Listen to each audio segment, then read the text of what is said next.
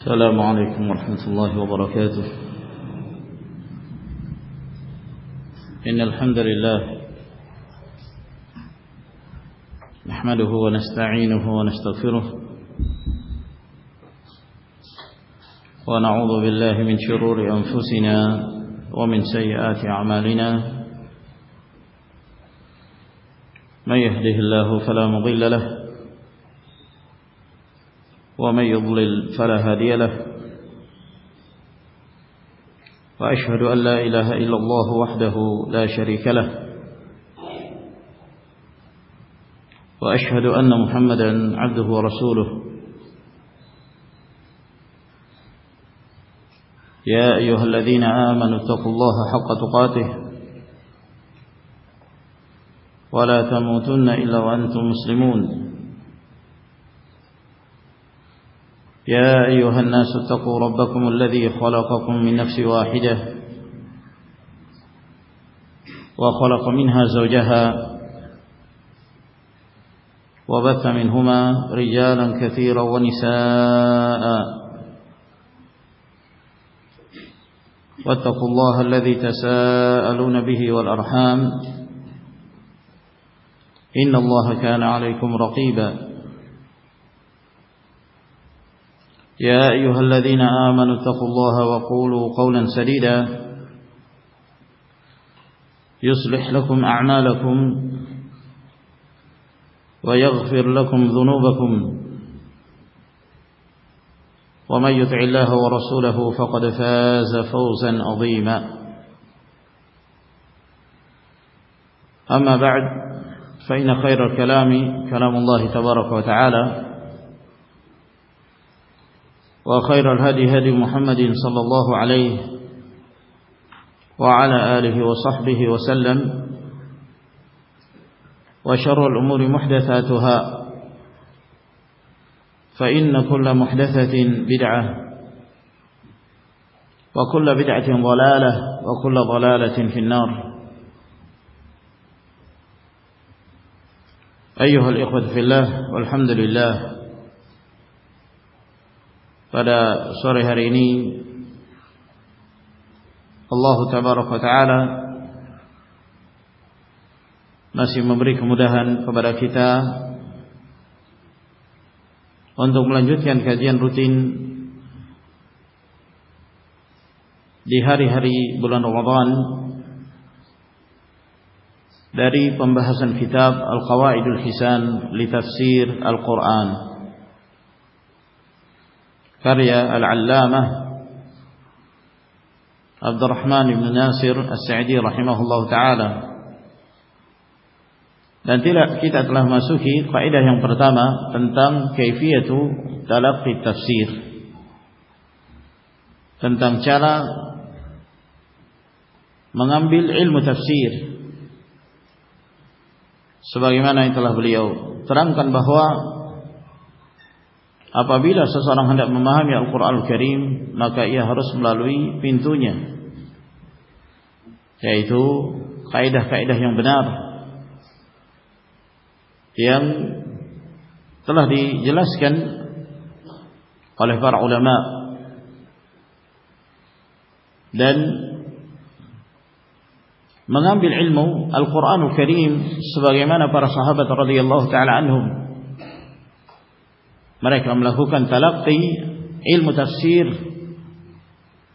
langsung dari Rasulullah sallallahu alaihi wasallam. Mereka tidak melewati 10 ayat hingga mereka mempelajari ilmu sekaligus mereka mengamalkannya dari ayat-ayat Allah Subhanahu wa taala, sebagaimana yang telah disebutkan oleh Abu Abdurrahman As-Sulami rahimahullahu ta'ala. Kemudian masih menjelaskan atau melanjutkan faedah yang pertama. Kata beliau rahimahullahu ta'ala, "Faman salaka hadha at-tariq alladhi salakuhu." Barang siapa yang menempuh metode yang telah ditempuh oleh para sahabat dalam mempelajari Al-Quranul Karim, wajadda wajtahada fi tadabburi kalamillah, dan dia bersungguh-sungguh untuk mentadabburi firman Allah Subhanahu wa taala, infataha lahu al-babul a'zam fi ilmi tafsir, maka akan terbuka untuknya pintu yang besar dalam mempelajari ilmu tafsir.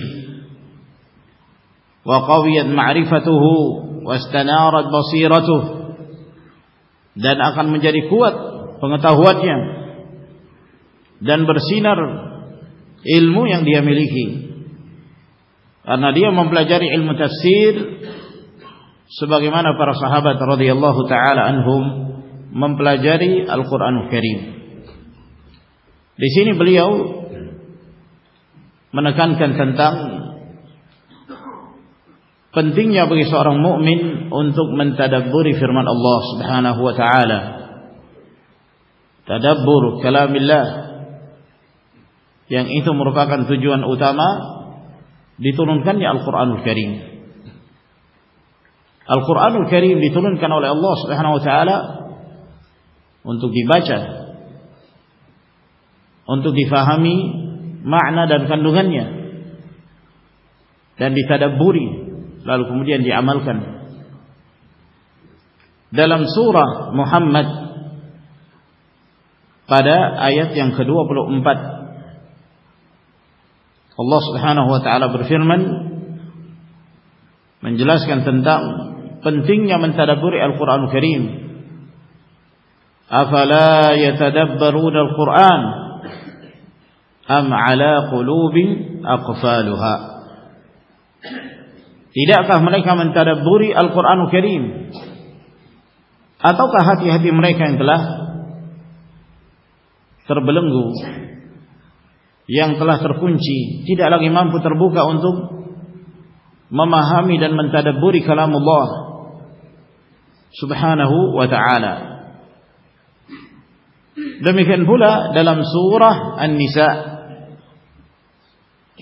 pada ayat yang ke-82, Allah Azza wa Jalla berfirman, afala yatadabbaruna al-Qur'an walau kana min 'indi ghairillahi lawajadu fihi ikhtilafan katsira. Tidakkah mereka mentadabburi Al-Qur'an, kalau seandainya Al-Qur'an itu datang dari selain Allah Subhanahu wa ta'ala, niscaya mereka akan menemukan banyak sekali kontradiksi, banyak sekali perselisihan, pertentangan antara satu ayat dengan ayat yang lain. Namun karena firman Allah, kalamullah, sehingga seluruhnya datang dari sumber yang satu, yaitu Allah Subhanahu wa ta'ala, maka tidak ada pertentangan antara satu ayat dengan ayat yang lain. Tidak ada pertentangan antara sebagian firman Allah dengan sebagian firman Allah yang lain. Tidak ada pertentangan antara firman Allah dengan sabda Rasulullah sallallahu alaihi wasallam, sebab seluruhnya berasal dari sumber yang sama, datang dari Allah Subhanahu wa ta'ala. Tinggal seorang hamba berusaha untuk mentadabburi. Tadabbur kitabullah merupakan bagian dari mempelajari Al-Qur'anul Karim, yang disebutkan oleh Nabi sallallahu alaihi wasallam dalam hadis yang diriwayatkan oleh Imam Al-Bukhari, khairukum man ta'allama al-Qur'ana wa 'allamahu. Yang terbaik di antara kalian adalah yang mempelajari Al-Qur'an dan yang mengajarkannya. Dan yang terpenting dari mempelajari Al-Qur'anul Karim adalah mentadabburi ayat-ayat Allah Subhanahu wa ta'ala, berusaha memahami maknanya, penafsirannya, lalu kemudian dia mengamalkannya. Al-Imam Al-Ajurri Muhammad ibn al-Husain rahimahullah ta'ala dalam kitabnya Akhlaqu Ahli Al-Quran, ketika beliau menjelaskan tentang pentingnya bagi seorang mukmin mentadabburi firman Allah Azza wa Jalla. Kata beliau setelah menyebutkan ayat-ayat Allah, ala tarawna rahimakumullah ila maulakumul karim kaifa yahuthu khalqahu ala an yatadabbaru kalamahu. Tidakkah kalian memperhatikan kepada firman Allah Subhanahu wa taala yang maha mulia, bagaimana Allah menganjurkan makhluknya agar mereka mentadabburi firman-Nya. Wa man tadabbara kalamahu 'arafa ar-rabb azza wa jalla. Barang siapa yang mentadabburi firman Allah, maka dia mengenal Allah Subhanahu wa taala. Jadi cara untuk mengenal Allah, ma'rifatullah, adalah dengan memahami dan mentadabburi ayat-ayat Allah Subhanahu wa taala. Wa 'arafa 'azima sultanihi wa qudratihi, dan dengan mentadabburi ayat Allah dia akan mengetahui begitu besarnya dan agungnya kekuasaan Allah dan kemahakuasaannya. Wa 'arafa 'azima tafaddulihi 'alal mu'minin, dan dia mengetahui besarnya anugerah yang Allah berikan kepada kaum mukminin. Wa 'arafa ma 'alaihi min fardhi ibadatihi, dan dia mengetahui keutamaan yang besar yang Allah Subhanahu wa taala wajibkan kepada hamba-hambanya untuk melakukan ibadah. Ini semua bisa diketahui dengan apa? Tadabbur kalamillah, mentadabburi firman Allah Subhanahu wa taala.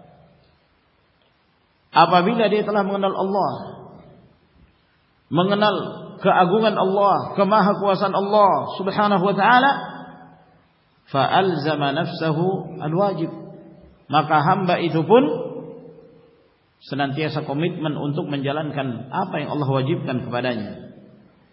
Fa hadira mimma hadzarahu maulahul karim, dan dia berhati-hati, dia menjauhkan diri dari segala hal yang diperingatkan oleh Allah Subhanahu wa taala kepadanya.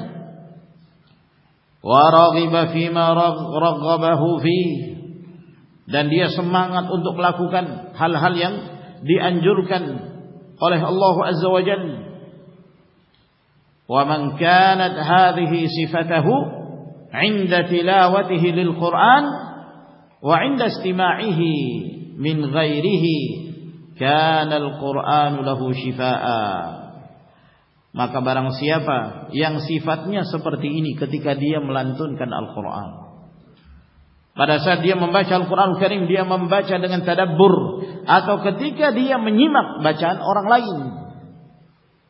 Ada seseorang membaca, maka dia mendengar, dia menyimak. Maka ini dua cara untuk mengambil manfaat dari Al-Qur'anul Karim. Cara yang pertama, dia membaca secara langsung. Dia membacanya, berusaha memahami maknanya, mentadabburi ayat-ayatnya. Cara yang kedua, dia diam ketika ada seseorang membacakan kepadanya Al-Qur'anul Karim. Ini juga termasuk hal yang dianjurkan. Sebagaimana Rasulullah sallallahu alaihi wasallam memerintahkan kepada Abdullah bin Mas'ud untuk membaca Al-Qur'an, dan beliau menyimak. Beliau mendengar. Wa idza quri'a al-Qur'anu fastami'u lahu wa ansitu. Apabila dibacakan Al-Qur'anul Karim, maka simaklah dan diamlah kamu. Maka ini dua metode dalam mengambil manfaat dari Al-Qur'anul Karim, membaca secara langsung atau mendengarkan bacaan orang lain sambil dia mentadabburi ayat-ayat Allah Subhanahu wa taala. Barang siapa yang membaca atau menyimak Al-Qur'anul Karim dengan penuh tadabbur, kata beliau, kanal Qur'anu lahu shifaa'a, maka Al-Qur'anul Karim menjadi penyembuh yang akan menyembuhkan berbagai macam penyakit hati yang dia miliki.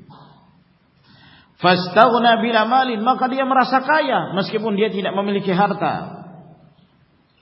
Wa azza bil ashirah, dan dia merasa mulia walaupun dia tidak memiliki kerabat. Wa anisa bima yastawhishu minhu ghairuh, dan dia merasa tentram, dia merasa nyaman dalam hal-hal yang ketika orang lain merasakan kekhawatiran dan ketakutan. Wa kana hammuhu 'inda tilawati lis-surah idza iftatahaha mata at-ta'idhu bima atlu. Dan tujuan utama dia ketika membaca surah dari firman Allah Subhanahu wa taala, ketika dia mulai membuka ayat-ayat Allah, membacanya dan menyimaknya, maka tujuan utamanya adalah mata at-ta'idhu bima atlu. Kapan aku mengamalkan nasihat dari apa yang aku baca dari ayat-ayat Allah Subhanahu wa taala? Kapan aku mengambil pelajaran dari ayat-ayat Allah yang aku baca? Walam yakun muraduhu mata akhtimus surah. Bukan tujuan dia ketika membaca Al-Qur'an Karim, kapan aku menamatkan surah ini? Targetnya dalam sehari saya harus menamatkan 2 juz, 3 juz. Dan dia berhasil, dia menamatkan. Tapi apakah dia mengambil manfaat? Iya, tentu dia mendapatkan keutamaan karena dia membaca Al-Qur'an Karim. Namun apakah dia mentadabburi? Dia memahami maknanya, kandungannya, yang dengannya kemudian dia berusaha mengambil pelajaran, mengambil ibrah, mengambil ilmu. Ini yang menjadi pertanyaan. Kata beliau, jangan menjadi tujuan utama seseorang ketika dia membaca Al-Qur'an Karim, kapan aku menamatkan surah ini. Sehingga itu yang menjadi target utamanya. Dia baca dengan bacaan yang cepat, ya. Sehingga dia tidak lagi memperhatikan kandungannya. Yang terpenting bagi dia tamat, selesai dia membaca surah ini. Padahal yang paling utama, yang itu merupakan tujuan utama Allah Azza wa Jalla menurunkan Al-Qur'an Karim, kapan aku mengamalkan nasihat yang telah aku baca dari firman Allah Subhanahu wa taala? Wa innama muraduhu mata aqilu 'anillahi al-khitab wa mata azdajir, mata a'tabir. Tujuan utama seorang hamba ketika membaca ayat-ayat Allah Azza wa Jalla, kapan aku bisa memahami apa yang Allah firmankan? Kapan aku bisa meninggalkan apa yang Allah Subhanahu wa taala larang aku darinya? Dan kapan aku mengambil ibrah, pelajaran dari ayat-ayat Allah itu?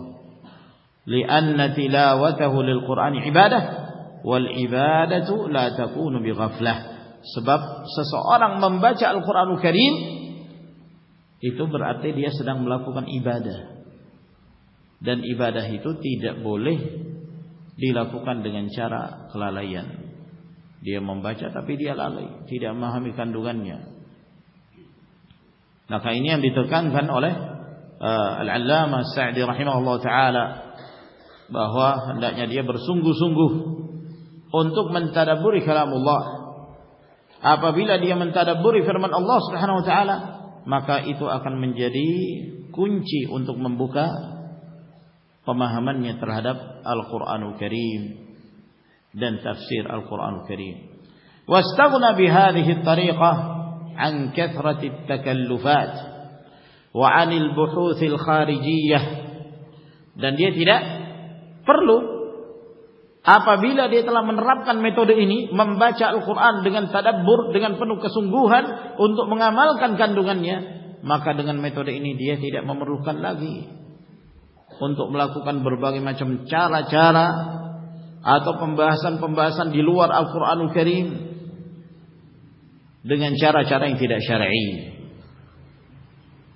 Ingin mempelajari Al-Quranul Karim, yang dipelajari ilmu kalam, ilmu filsafat. Kata mereka, dengan mempelajari ilmu filsafat seorang akan semakin mampu memahami Al-Quran, ayat-ayat Allah. Itu dusta. Seorang tidak akan mungkin bisa memahami Al-Quran Karim kecuali dengan metode para sahabat radhiyallahu ta'ala anhum. Bukan dengan cara ahlul bid'ah, bukan dengan cara ahlul kalam, ahlul filsafat. Dengan cara para sahabat radhiyallahu ta'ala anhum. Berbagai macam metode ahlul bid'ah dalam memahami Al-Quran. Kaum Syiah Rafidah punya cara tersendiri dalam menafsirkan Al-Quran Karim sesuai dengan hawa nafsu mereka. ayat-ayat itu difahami. Mereka membaca Al-Quran Karim, tapi mereka menafsirkan Al-Quran berdasarkan pemahaman sesatnya kaum Syiah Rafidhah itu. Inna Allah ya'murukum an tadhbahu baqarah. Sesungguhnya Allah memerintahkan kalian untuk menyembelih baqarah. Kata Syiah, yang dimaksud baqarah adalah Aisyah radhiyallahu anha. Na'udzubillah. Kejadian Nabi Allah Musa alaihissalam dengan kaumnya diperintahkan untuk menyembelih seekor sapi. Kata mereka yang dimaksud baqarah adalah istri Rasulullah sallallahu alaihi wasallam. Yu'minuna bil jibti wat taghut. Mereka beriman kepada jibt dan taghut. Kata mereka, jibt adalah Abu Bakar As-Siddiq, taghut adalah Umar. Ma'adallah. Ma'adallah. Hada buhtanun azim. Cara mereka menafsirkan, ya, sangat jauh dari penafsiran para sahabat, dari pemahaman para sahabat radhiyallahu ta'ala anhum. Atau dengan cara menafsirkan Al-Quran Al-Karim berdasarkan akal semata, bukan berdasarkan naql. Tidak menafsirkan Al-Quran Al-Karim dengan al-athar, tafsir bil ma'thur dari Rasulullah sallallahu alaihi wasallam, dari para sahabat radhiyallahu anhum, dari tabi'in. Mereka menafsirkan berdasarkan akal mereka sendiri. Atau menafsirkan Al-Quran berdasarkan i'jaz ilmi, kata mereka, ya, i'jaz ilmi. Al-Quran Al-Karim ditafsirkan berdasarkan penemuan-penemuan, penelitian-penelitian teknologi. Lalu ayat itu diarahkan kepada apa yang mereka sebut i'jaz ilmi. Menafsirkan ayat-ayat Al-Quran Al-Karim sangat jauh menyimpang dari bimbingan para sahabat, sehingga tidak menambahkan keimanan. Allahul musta'an. Maka penting bagi seorang memahami Al-Quran Al-Karim sebagaimana para sahabat radhiyallahu ta'ala anhum memahaminya, mengamalkannya. Maka dia harus bersungguh-sungguh, khususan idza kana qad akhadha min ulumil arabiyyati janiban qawiyyan. Lebih terkhusus lagi apabila dia telah memiliki ilmu tentang bahasa Arab. Dia telah memiliki kekuatan ilmu bahasa Arab, mempelajari ilmu nahwu yang dengannya dia mampu memahami i'rab, mampu mengetahui kedudukan setiap dari kata-kata yang terdapat dalam sebuah kalimat dalam bahasa Arab. Lalu dia mempelajari bahasa Arab, memperluas pemahamannya terhadap al-lughatul arabiyyah. Bukan hanya sekedar belajar ilmu nahwu atau ilmu saraf, tapi memperluas pemahamannya terhadap bahasa Arab, kata-kata yang terdapat di dalam bahasa Arab. Dia perluas. Mengapa kita dianjurkan mempelajari bahasa Arab? Karena Al-Quran Al-Karim turun dengan bahasa Arab.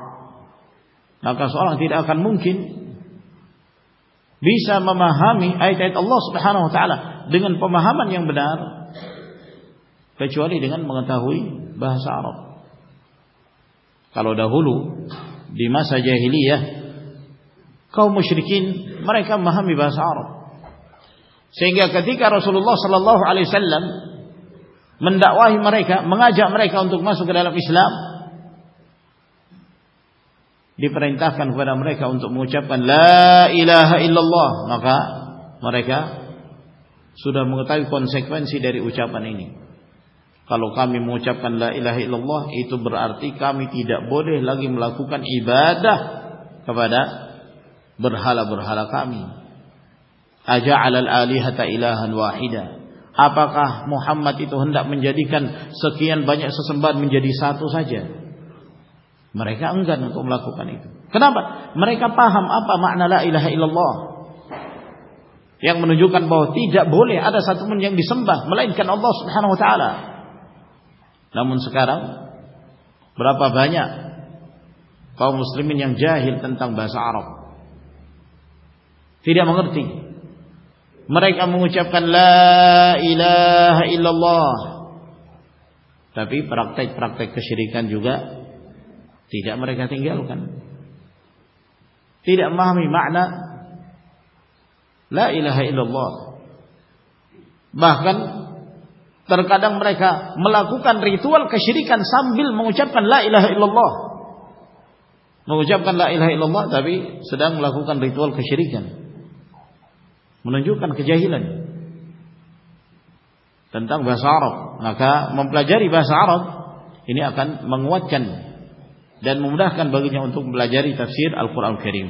Wa kana lahu ilmamun wa ihtimamun bi siratin Nabi sallallahu alaihi wasallam wa ahwalihi ma'a awliyaihi wa a'daihi fa inna dzalika akbaru 'aunin 'ala hadzal matlab. Dan dia juga memiliki perhatian untuk mempelajari tentang perjalanan hidup Nabi sallallahu alaihi wasallam, tentang keadaan-keadaan Nabi sallallahu alaihi wasallam bersama para penolongnya dari kalangan para sahabat, demikian pula bersama dengan musuh-musuhnya. Maka ini merupakan cara yang terbesar yang membantu seseorang untuk bisa memahami Al-Qur'anul Karim. Maka di sini beliau tekankan sisi ilmu bahasa Arab, hendaknya seorang mempelajari bahasa Arab. Kemudian yang kedua adalah mempelajari sirah Nabi sallallahu alaihi wasallam. Karena dengan mempelajari siratul Rasul, dia akan mengetahui kapan ayat itu diturunkan dan bagaimana cara penerapan ayat-ayat Allah Subhanahu wa taala yang diterapkan dan diamalkan oleh Rasulullah sallallahu alaihi wasallam dan para sahabat. Maka dia pelajari sirah, perjalanan hidup Nabi sallallahu alaihi wasallam, perjuangan beliau, dakwah beliau bersama dengan para sahabat radhiyallahu taala anhum. Maka ini akan memudahkan seseorang untuk memahami Al-Qur'anul Karim. Sebab mayoritas dari firman-firman Allah Azza wa Jalla yang Allah turunkan kepada Rasulnya sallallahu alaihi wasallam itu kebanyakan memiliki sebab nuzul, sebab turun. Ya. Bahwa kejadian ini turun berkaitan dengan Rasulullah sallallahu alaihi wasallam sedang melakukan ini dan itu. Itu sangat berkaitan erat dengan sejarah Nabi sallallahu alaihi wasallam. Bagaimana Rasulullah ketika berhijrah misalnya, beliau bersama dengan Abu Bakar As-Siddiq berusaha meninggalkan kota Makkah dan menghindar dari pengejaran kaum musyrikin yang mereka hendak membunuh Nabi sallallahu alaihi wasallam, yang menyebabkan Rasulullah harus menginap di Bukit Tur misalnya. Beliau menginap di Bukit Tur beberapa malam bersama Abu Bakar As-Siddiq, sehingga orang-orang musyrikin mereka sempat mendatangi bukit tersebut dan sempat melewati tempat persembunyian Rasulullah sallallahu alaihi wasallam. Sampai kata Abu Bakar As-Siddiq radhiyallahu anhu, kalau seandainya salah seorang mereka melihat kebahagiaan kaki mereka, niscaya mereka sudah melihat kami. Akan tetapi di sana ada Allah Subhanahu wa taala. Turun firman Allah Azza wa Jalla memberitakan tentang peristiwa itu. Illa tansuruhu faqad nasarahu Allah idh akhrajahu alladhina kafaru thaniya ithnain idh huma fil ghar idh yaqulu li sahibihi la tahzan inna Allaha ma'ana fa anzala Allahu sakinatahu alayhi wa ayyadahu bi junudin lam tarawha wa ja'ala kalimatal ladzina kafaru as-sufla wa kalimatullahi al-'ulya wallahu azizun hakim. Apabila kalian tidak memberikan pertolongan kepada Rasulullah, Allah yang akan menolongnya. Ketika orang-orang kafir mengeluarkan Nabi sallallahu alaihi wasallam beliau bersama dengan salah seorang sahabatnya yaitu Abu Bakar As-Siddiq. Ketika keduanya berada di dalam gua yaitu Gua Thur. Ketika Rasulullah sallallahu alaihi wasallam mengatakan kepada Abu Bakar As-Siddiq pada saat beliau dalam keadaan ketakutan, jangan sampai tempat persembunyian beliau diketahui oleh orang-orang musyrik. Kata Nabi kepada Abu Bakar As-Siddiq, la tahzan innallaha ma'ana. Jangan kamu bersedih, Allah bersama kita dan Allah menyelamatkan. Nah, ketika kita mengetahui sejarah, kita memahami dengan mudah. Oh, maksud dari ayat Allah Subhanahu wa taala kaitannya dengan peristiwa yang dialami oleh Rasulullah sallallahu alaihi wasallam. Nah, dari sini, dari kaidah ini yang pertama, itu akan berlanjut kepada kaidah yang kedua. Kaidah yang kedua kata beliau, al-ibratu bi umumil alfadhi la bi khususil asbab. Ini kaidah yang kedua dalam memahami Al-Qur'anul Karim. Al-ibratu bi umumil alfadh. Yang menjadi barometer untuk memahami ayat-ayat Al-Qur'anul Karim adalah berdasarkan keumuman lafaznya. La bi khususil asbab. Bukan berdasarkan secara khusus yang berkaitan dengan sebab turunnya firman Allah Subhanahu wa taala tersebut. Makna dari kaidah ini, ma'asyiral ikhwah rahimakumullah, apabila ada satu ayat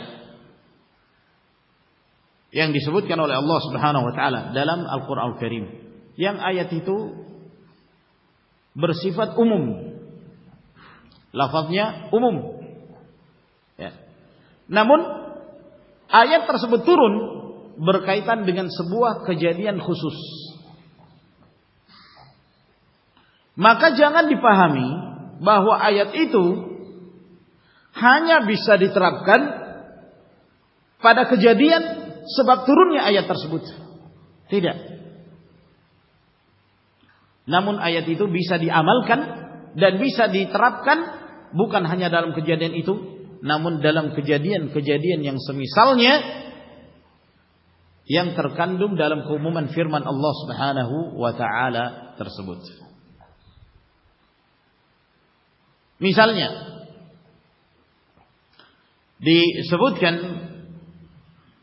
dalam hadis yang diriwayatkan oleh Imam Al-Bukhari dan Muslim dari Abdullah bin Mas'ud radhiyallahu anhu. Ada seorang lelaki,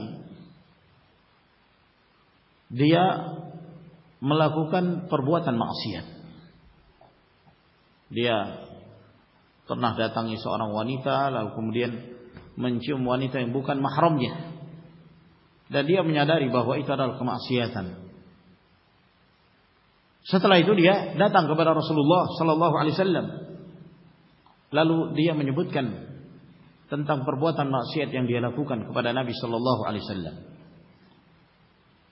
Ketika orang ini menyampaikan tentang apa yang telah dia lakukan, turun firman Allah Subhanahu wa taala, aqimis salata tarafayn nahar wa zulafan minal laili innal hasanati yudhhibna as-sayyi'at dzalika dzikra lidz-dzakirin, dalam surah Hud pada ayat yang ke-114. Tegakkanlah salat di dua penghujung siang, termasuk padanya kata para ulama salat subuh, salatul zuhur dan salatul asr.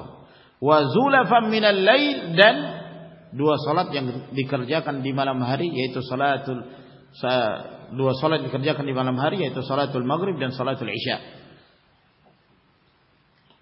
Lalu Allah mengatakan innal hasanati yudhhibna sayyi'at. Sesungguhnya amalan-amalan kebaikan itu akan menghapuskan kesalahan-kesalahan. Dengan beramal saleh akan menghapuskan perbuatan dosa yang pernah dia lakukan. Itu adalah peringatan bagi orang-orang yang ingin mengambil peringatan tersebut. Nah, turunnya ayat ini berkaitan dengan seorang pemuda yang datang kepada Rasulullah sallallahu alaihi wasallam yang menyampaikan tentang perbuatan maksiat yang dia lakukan. Turun ayat ini. Ayat ini kita perhatikan bersifat umum. Innal hasanati yudhhibna sayyi'at. Sesungguhnya amalan kebaikan menghapuskan kesalahan. Ayat ini kan bersifat umum. Siapa saja yang melakukan perbuatan kesalahan, apabila dia memperbanyak amalan saleh, insyaallah itu akan menghapuskan kesalahan-kesalahan yang pernah dia perbuat.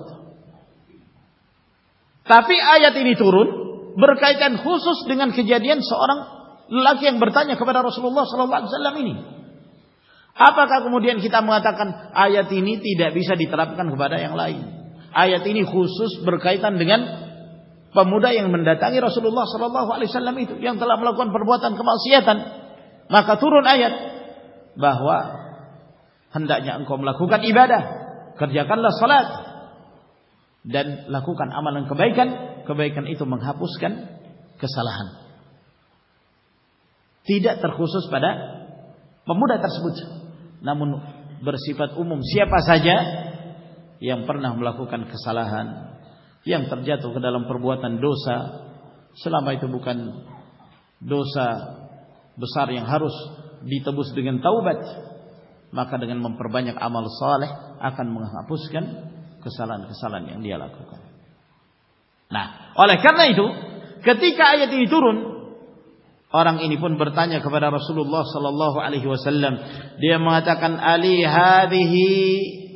Wahai Rasulullah, apakah ayat ini khusus untuk aku? Tidak kepada yang lain? Kata Rasulullah sallallahu alaihi wasallam, "Liman 'amila biha min ummati." Bagi siapa saja yang mengamalkan ayat ini dari umatku, tidak bersifat khusus untuk kamu. Dalam riwayat Imam Bukhari yang lain, Rasulullah sallallahu alaihi wasallam mengatakan, "Li jami'i ummati kullihim." Untuk seluruh umatku, tidak terkhusus kepada lelaki tersebut. Jadi ini makna dari kaidah ini. Al-ibratu bi umumil lafzi la bi khususis sabab. Yang menjadi barometer untuk memahami Al-Qur'an Karim adalah berdasarkan keumuman lafaz. Berdasarkan keumuman lafaz. Fahami ayat itu secara umum. Ketika ayat tersebut turun berkaitan dengan satu kejadian, maka ayat itu tidak hanya dikhususkan pada kejadian turunnya ayat itu. Bisa difahami? Ya, insyaallah bisa difahami. Maka ini kaidah yang sangat bermanfaat. Ya. Jangan sampai kemudian ada orang yang mengatakan ayat itu kan berkaitan dengan apa yang terjadi di zaman sahabat, nggak bisa diterapkan sekarang. Kamu jangan berdalil dengan ayat itu. Ayat ini khusus terjadi di zaman sahabat. Kamu jangan memahami bahwa ayat itu bisa diterapkan di zaman sekarang. Ini pemahaman yang batil. Karena kita memahami Al-Qur'an Karim berdasarkan keumuman lafaz. Kata beliau rahimahullah, wa hadhil qa'idatu nafi'atun jiddan. Kaidah ini sangat bermanfaat. Bi mura'atiha yahsulu lil 'abdi khairun katsir wa 'ilmun ghazir. Dengan memperhatikan kaidah ini akan menghasilkan untuk seorang hamba kebaikan yang banyak dan ilmu yang melimpah. Wa bi ihmaliha wa 'adami mulahadhatiha yafutuhu 'ilmun katsir wa yaqa'ul ghalat wal irtibakul khatir. Dan dengan menelantarkan, melalaikan untuk memahami kaidah ini, tidak memperhatikannya, menyebabkan dia akan meninggalkan ilmu yang banyak dan dia akan terjatuh dalam berbagai macam kekeliruan dan kesalahan. Lalu kata beliau, wa hadzal aslu ittafaqa alaihi al-muhaqqiquna min ahli al-usul wa ghairihim. Bahwa kaidah ini adalah kaidah yang telah disepakati oleh para ulama, para ahli tahqiq dari kalangan ahli al-usul dan selain mereka. Famata ra'aita al-qa'idah haqqa ar-ri'ayah wa 'arafta anna ma qalahu al-mufassirun min asbab an-nuzul innama huwa 'ala sabil al-mithal li tawdih al-alfaz wa laysat ma'ani al-alfaz wal ayat maqsuratan 'alayha. Maka ketika engkau memahami kaidah ini dengan sebenar-benarnya pemahaman dan engkau mengetahui bahwa apa yang disebutkan oleh para ulama tafsir ketika mereka menyebutkan tentang sebab-sebab turunnya satu ayat, itu hanya sebagai sebuah permisalan untuk memperjelas lafaz-lafaz yang terkandung di dalam ayat-ayat Allah Subhanahu wa taala. Dan bukanlah makna dari ayat tersebut hanya dikhususkan pada kejadian yang ada di zaman Rasulullah sallallahu alaihi wasallam. Sehingga ketika mereka mengatakan ayat ini turun berkaitan dengan ini dan itu, bukan berarti bahwa ayat ini khusus diterapkan pada kejadian itu saja. Oleh karena itu, masih saja para sahabat mereka berdalil dengan ayat-ayat Allah Subhanahu wa taala untuk kejadian-kejadian yang terjadi di masa mendatang setelah meninggalnya Rasulullah sallallahu alaihi wasallam. Misalnya Ali bin Abi Thalib radhiyallahu anhu, beliau memerangi kelompok Khawarij di masanya. Beliau menyebutkan firman Allah Subhanahu wa taala dalam suratul Kahfi, "Qul hal nunabbi'ukum bil akhsarina a'malan alladzina dhalla sa'yuhum fil hayatid dunya wa hum yahsabuna annahum yuhsinuna sun'a." Katakanlah, maukah kami kabarkan kepada kalian tentang orang-orang yang paling merugi amalannya, yaitu mereka yang sesat dalam melakukan amalan di dunia dalam keadaan mereka menyangka bahwa mereka adalah orang yang paling baik dalam beramal. Mereka sesat dalam beramal, menyimpang dalam amalan mereka. Apa kata Ali bin Abi Thalib radhiyallahu ta'ala? Ayat ini turun berkaitan dengan kelompok Khawarij. Padahal ketika ayat ini turun di masa Nabi sallallahu alaihi wasallam, di masa Rasulullah belum ada kelompok Khawarij. Namun beliau menerapkan dan menafsirkan firman Allah Subhanahu wa taala ini berdasarkan keumuman lafaznya. Maukah kami beritakan kepada kalian orang-orang yang paling merugi amalannya, yaitu orang-orang yang sesat dalam beramal. Kelompok Khawarij amalannya sesat, perbuatan mereka menyimpang dalam keadaan mereka menyangka bahwa mereka melakukan amalan saleh, tepat untuk diterapkan kepada mereka. Ini ma'asyiral ikhwah rahimakumullah. Jadi ayat itu tidak terfokus pada kejadian di saat turunnya ayat itu di masa Rasulullah sallallahu alaihi wasallam. Manfaat dari memahami kaidah ini ya ikhwan, bahwa setiap lafaz umum yang disebutkan oleh Allah Subhanahu wa taala, hendaknya seorang mukmin untuk memperhatikan kandungan ayat itu. Boleh jadi ayat itu berkaitan dengan dirinya. Boleh jadi ayat itu berkaitan dengan kehidupan yang ada di sekitarnya, berkaitan dengan tetangganya, berkaitan dengan kaum muslimin secara umum, termasuk dia di dalamnya. Oleh karenanya ada satu riwayat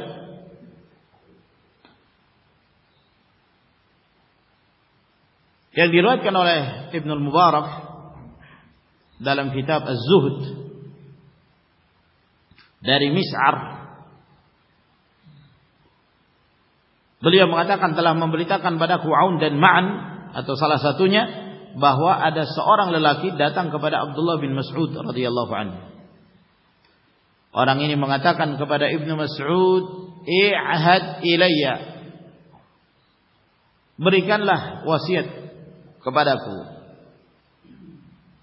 Berilah nasihat kepadaku. Kata Abdullah bin Mas'ud, "Idza sami'ta Allah Ta'ala yaqulu ya ayyuhalladzina amanu fa'ar'iha sam'ak fa innahu khairun ya'muru bihi aw syarrun yanha 'anhu." Apabila engkau mendengarkan Allah Subhanahu wa taala berfirman, "Ya ayyuhalladzina amanu," wahai orang-orang yang beriman, fa'ar'iha sam'ak, maka hendaknya engkau fokuskan pendengaranmu, apa yang disebutkan oleh Allah di dalam ayat itu. Kamu ingin termasuk bagian dari kaum mukminin enggak? Kalau kamu ingin termasuk bagian dari kaum mukminin, dengarkan ayat itu. Ya ayyuhalladzina amanu. Itu berarti Allah Subhanahu wa taala memanggil kaum mukminin. Kamu termasuk mukmin enggak? Kamu beriman dengan ayat Allah apa tidak? Mendengarkan firman Allah, ya ayyuhalladzina amanu, lalu kemudian kita tidak memperhatikannya. Fa'ar'iha sam'ak, fokuskan pendengaranmu, kata Ibnu Mas'ud radhiyallahu anhu, ketika engkau mendengarkan ayat Allah dilantunkan, wahai orang-orang yang beriman, Mengapa demikian? Karena sesungguhnya itu adalah kebaikan yang Allah perintahkan atau merupakan kejahatan yang Allah Subhanahu wa taala larang darinya. Ayat ini bersifat umum. Meskipun ayat ini turun di zaman Rasulullah sallallahu alaihi wasallam yang orang-orang beriman pada saat itu adalah para sahabat radhiyallahu anhum. Namun ayat ini bukan dikhususkan untuk para sahabat. Siapa saja kita merasa diri termasuk dari kaum mukminin, dengarkan ayat ini. Apa perintah Allah Subhanahu wa taala di dalamnya? Ataukah larangan yang Allah Subhanahu wa taala melarang hamba-hambanya darinya? Dengarkan, fokus, simak ayat Allah Subhanahu wa taala tersebut.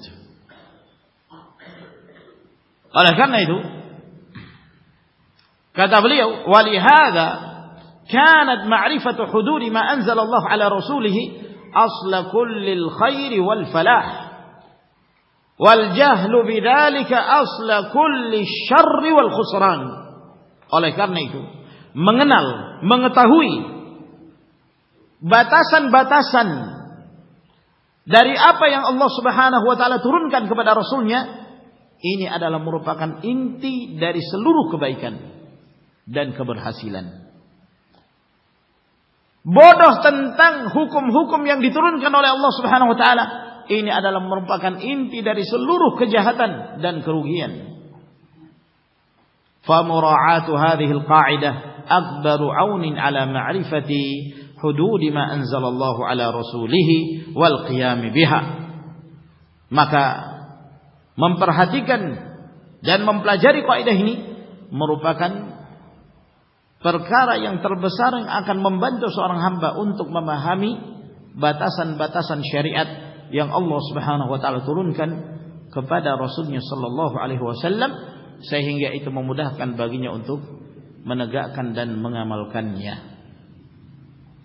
Dengan memahami kaidah ini, bahwa yang menjadi barometer adalah keumuman lafaz, bukan berkaitan dengan kekhususan sebab turunnya ayat Allah Subhanahu wa taala tersebut.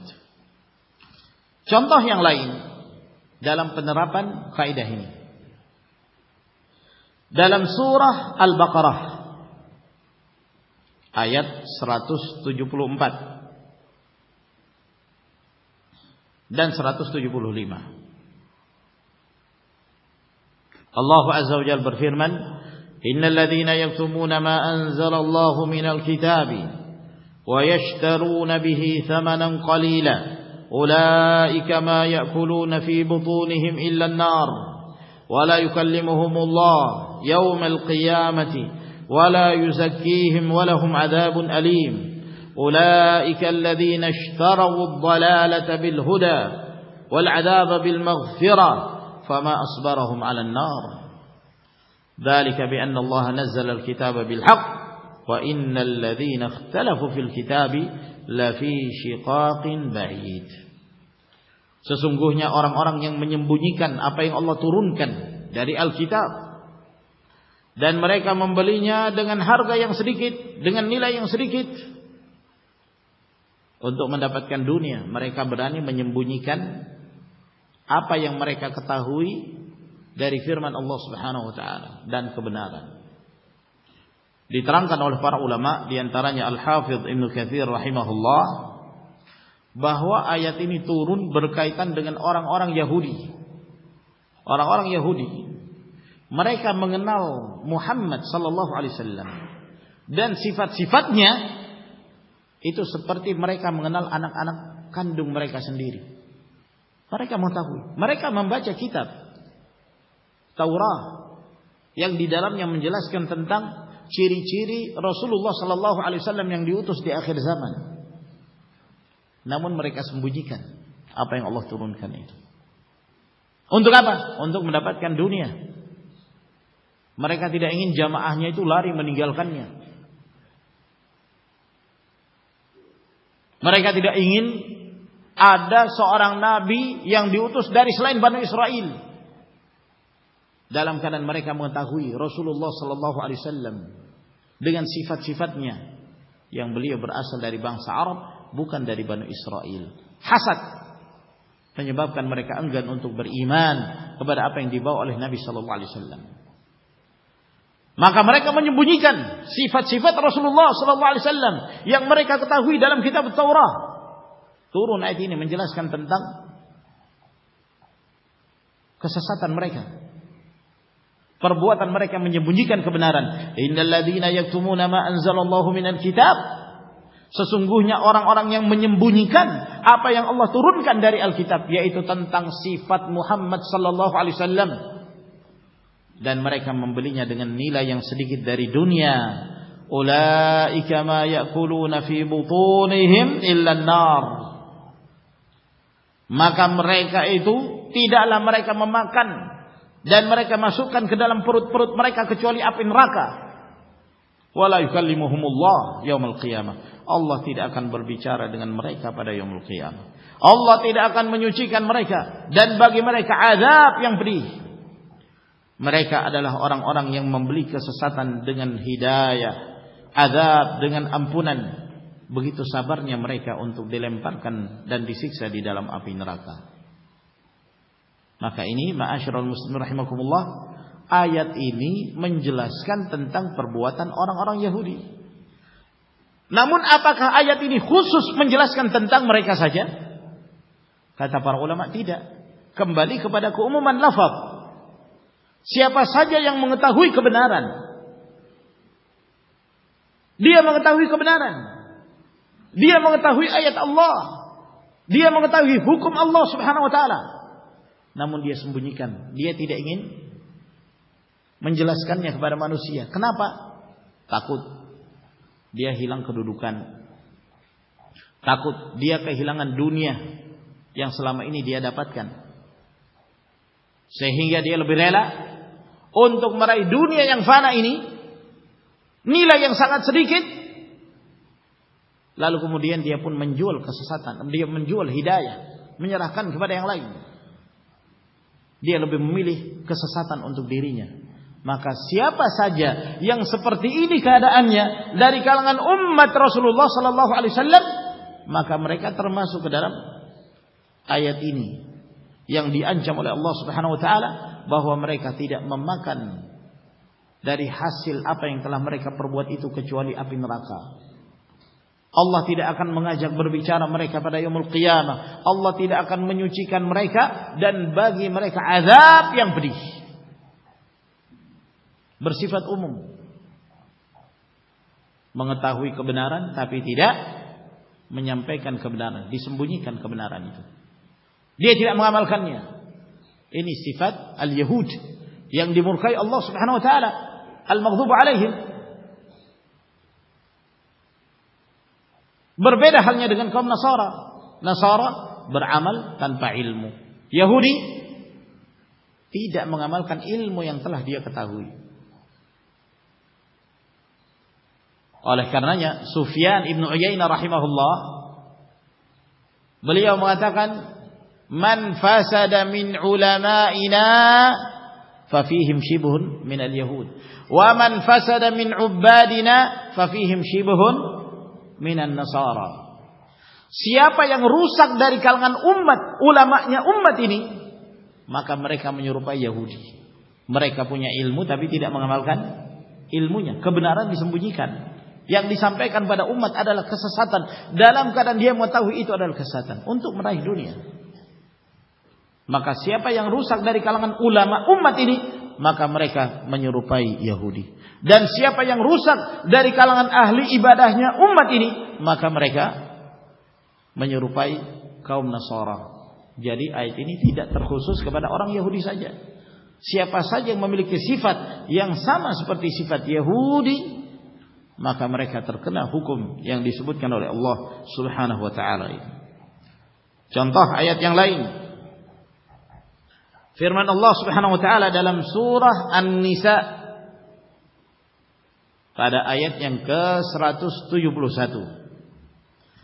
Allah Azza wa Jalla berfirman, "Ya ahlal kitab la taghlu fi dinikum."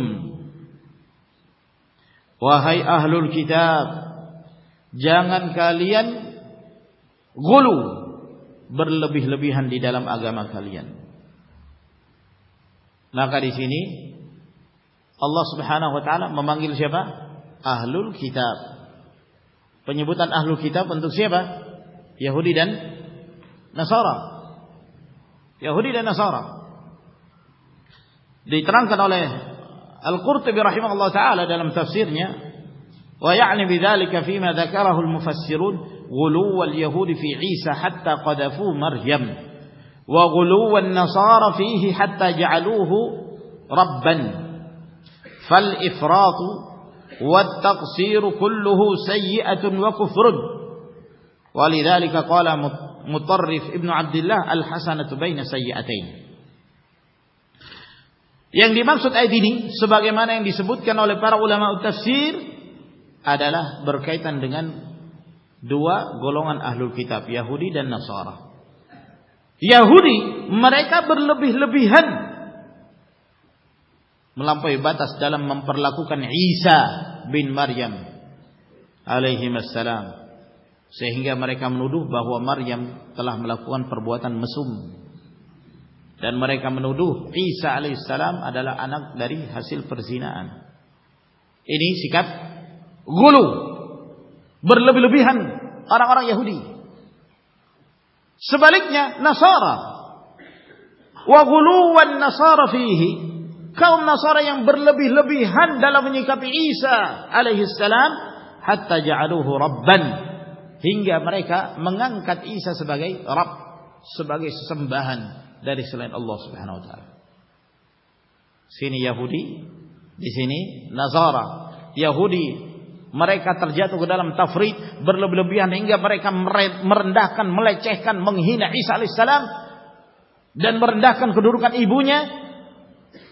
Di satu sisi An-Nasara yang berlebihan dalam mengangkat kedudukan Isa hingga menjadikannya sebagai sesembahan dari selain Allah. Kedua-duanya penyimpangan. Ya. Kata beliau, fal ifrat wat taqsir kulluhu sayyi'atun wa kufrun. Maka kedua perkara yang mereka lakukan, Nasara yang berlebihan mengangkatnya dan kaum Yahudi yang berlebihan dalam merendahkannya, semuanya adalah keburukan dan kekufuran. Oleh karena itu berkata Mutarrif bin Abdullah rahimahullah, al-hasanatu bainas sayyi'atain. Kebaikan itu berada di antara dua keburukan. Buruknya kaum Nasara dan buruknya kaum Yahudi. Kebaikan berada di pertengahan. Tidak merendahkan Isa alaihissalam, meyakini beliau sebagai Rasulullah, utusan Allah Subhanahu wa taala, meyakini Maryam alaihissalam sebagai seorang wanita suci yang Allah Azza wa Jalla telah menghendaki lahirnya Isa alaihissalam tanpa melalui proses pernikahan, dengan izin Allah. Inna mathala Isa 'inda Allah kamathali Adam khalaqahu min turab thumma qala lahu kun fayakun. Perumpamaan diciptakannya Isa alaihissalam seperti Adam alaihissalam. Adam diciptakan oleh Allah tanpa orang tua. Allah mengatakan kun fayakun, terjadilah maka terjadi apa yang ditetapkan oleh Allah Subhanahu wa taala. Nah, ayat ini terlihat lafaznya khusus terhadap ahlul kitab. Namun kata para ulama, ayat ini bersifat umum. Larangan untuk berlebih-lebihan di dalam agama Allah Subhanahu wa taala ini bukan hanya diarahkan kepada Yahudi dan Nasara, tapi juga dari kalangan umat ini. Siapa yang berlebih-lebihan, barang siapa yang bersikap ghulu di dalam mengamalkan Islam, maka mereka memiliki bagian dari firman Allah Subhanahu wa taala ini. Sebab dari kalangan umat ini ada yang mengikuti langkah ahlul kitab, Yahudi dan Nasara, mengikuti cara-cara mereka. Kata Nabi sallallahu alaihi wasallam, "La tattabi'unna sanana man kana qablakum." Kalian pasti akan mengikuti langkah orang-orang sebelum kalian, yaitu Yahudi dan Nasara. Di antaranya adalah sikap ghulu, berlebih-lebihan. Oleh karena itu dalam hadis yang diriwayatkan oleh Imam Ahmad, Ibnu Majah, Rasulullah sallallahu alaihi wasallam mengatakan, "Iyyakum wal ghuluwa fid din, fa inna ma halaka man kana qablakum al ghuluw fid din." Hendaknya kalian menjauhi sikap al-ghulu, berlebihan di dalam agama ini. Karena sesungguhnya halaka man kana qablakum bil ghulu fid din, telah binasa orang-orang sebelum kalian disebabkan karena mereka bersikap ghulu, berlebihan di dalam agama Allah Subhanahu wa taala. Rasulullah mengatakan ini itu berkaitan dengan ketika Rasulullah sallallahu alaihi wasallam ingin melontar jamrah, maka beliau meminta sahabat untuk mengumpulkan kerikil yang beliau gunakan untuk melontar jamrah dalam menunaikan ibadah haji. Ya. Setelah dipungutkan oleh sebagian sahabat dan diserahkan kepada Nabi sallallahu alaihi wasallam kerikil kecil, beliau mengatakan, "Bimithli hadza farmu." Seperti inilah kalian nanti menggunakannya untuk melontar jamrah. Seperti ini, jangan besar. Ya. Iyyakumul ghulu, jauhilah sikap ghulu. Kalau kamu mengambil batu yang kamu gunakan untuk melontar jamrah misalnya yang besar, dengan keyakinan bahwa saya kan lempar syaitan, saya kan melempar syaitan katanya. Ya. Semakin besar, semakin cepat matinya syaitan. Dalam pemahaman sekian banyak kaum muslim pemahamannya demikian. Iya, kalau yang kena itu batu di situ langsung masuk ke lubang dari jamrah itu. Kalau kena kepala orang, dari kejauhan dia sudah saking semangatnya dia lempar kena kepala orang yang ada di depannya, memudaratkan orang lain. Walhasil ma'asyiral ikhwah rahimakumullah, ini kaidah yang sangat bermanfaat sekali, bahwa ketika kita membaca Al-Quran Al-Karim, pahami ayat itu secara umum. Ayat ini menjelaskan tentang satu perintah atau satu larangan. Ya. Jangan selalu difahami bahwa ayat itu khusus hanya terjadi apa yang terjadi zaman Rasulullah SAW. Tidak.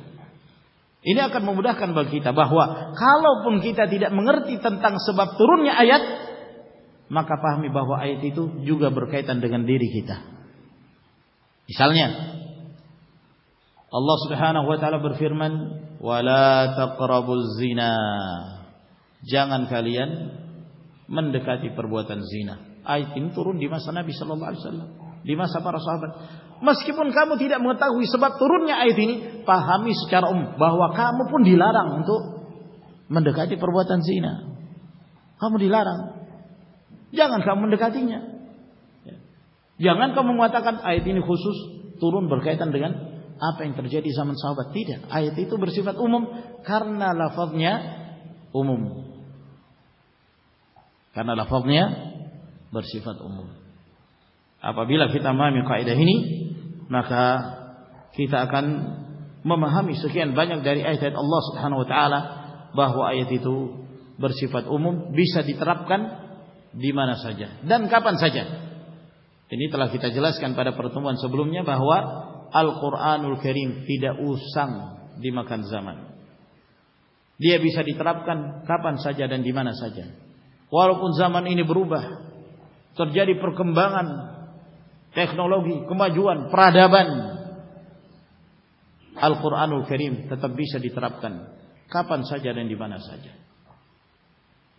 Hukum yang mana saja bisa diterapkan, termasuk hukum rajam bagi seorang pelaku zina dan dia muhsan.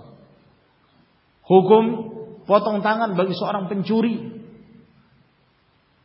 Ada yang mengatakan, wah itu kan zaman dulu itu. Ya. Zaman itu, zaman Rasulullah itu kan peradaban belum maju. Sekarang berbeda, tidak bisa diterapkan. Nah terus gimana kalau ada seorang pencuri? Dia masukkan penjara, ya, divonis penjara 15 tahun misalnya, karena melakukan tindakan korupsi. Korupsi, ya pencuri, maksudnya pencuri, sariqah, mencuri uang milik orang lain yang bukan haknya. Di penjara 15 tahun. Di dalam penjara dia berkelakuan baik, akhirnya potong tahanan. Di penjara pun kadang-kadang ada nego dengan sipirnya, ya, bisa keluar. Yang penting punya duit, misalnya. Bisa keluar kemana, ya, pulang ke rumah, ya, malam hari, ba'dal fajr masuk penjara lagi, ba'dal isya boleh keluar lagi, tergantung negosiasinya. Misalnya seperti itu. Akhirnya tidak memberi efek jerah. Orang yang mencuri, ketika diri masukkan dalam penjara, pikiran dia, saya makan juga kok di penjara, saya juga bisa melanjutkan bisnis saya dalam penjara, ya. Bahkan dia aman dari ancaman orang-orang yang hendak mengancamnya. Aman dia di penjara, dijaga. Ma'asyiral ikhwah rahimakumullah. Coba diterapkan hukum Islam. Potong tangannya. Wah, ketakutan para koruptor itu. Iya kan? Potong tangan. Seorang melakukan perbuatan zina, dihukum paling berapa tahun? Itu pun kalau dipaksa. Kalau suka sama suka, walaupun zina, tidak ada hukumnya. Allahul musta'an. Akhirnya menyebar kejahatan, perbuatan zina, kemaksiatan merajalela. Allahul musta'an. Apa hukum seorang perusak? Melakukan pengerusakan di muka bumi, melakukan tindakan-tindakan teror.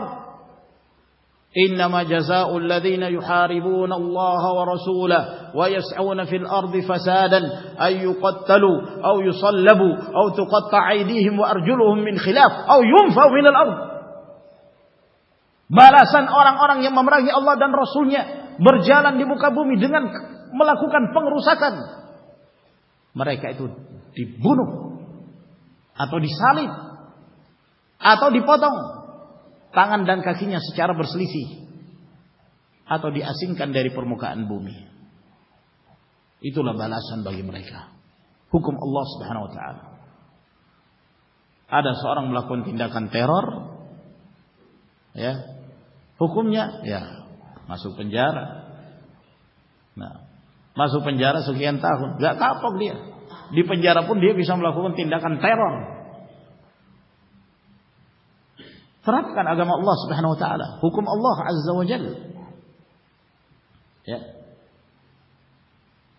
Dengan menerapkan hukum Allah Subhanahu wa taala akan membuat efek jerah. Ya. Akan membuat efek jerah. Mereka akan mengambil perhitungan yang yakni berkali-kali mereka akan memikirkan sebelum mereka berbuat. Ma'asyiral ikhwah rahimakumullah. Seorang yang melakukan tindakan pengerusakan seperti halnya al-Uraniyun di masa Nabi sallallahu alaihi wasallam, yang mereka mendatangi seorang pengembala, mereka bunuh pengembala itu, lalu mereka rampas unta-untanya, mereka bawa lari, maka dikejar oleh para sahabat. Ketika mereka ditemukan, maka matanya dicungkil, disebabkan karena mereka mencungkil mata pengembala itu, dan tangan dan kakinya dipotong oleh Nabi sallallahu alaihi wasallam, lalu dijemur di terik matahari. Mereka kehausan, tidak diberikan air minum sampai mereka mati. Kalau orang sekarang ngeri hukumannya. Memang harus begitu. Ya. Kalau tidak diterapkan hukum Allah Subhanahu wa taala, ya kapan kapoknya gitu. Kapan kapoknya? Enggak kapok-kapok akhirnya.